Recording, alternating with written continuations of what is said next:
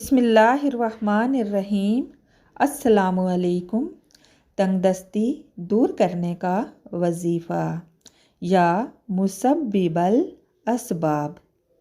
अव्वल व आखिर 11 मरतबा दुरूद शरीफ बाद नमाज इशा किबला रू बावजू नंगे सर ऐसी जगह के जहाँ सर और आसमान के दरमियान कोई चीज़ हायल ना हो, यहाँ तक कि सर पर टोपी भी ना हो, पढ़ा करो।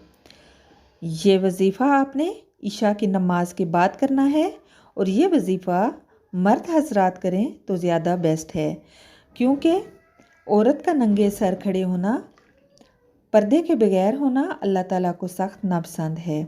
इसलिए ये वजीफ़ा सिर्फ मर्द हजरात करें और वो बावजू 11 मरतबा दुरूद शरीफ पढ़ें और फिर किबला रू हो खड़े होकर ये वजीफ़ा करें। इंशाअल्लाह ताला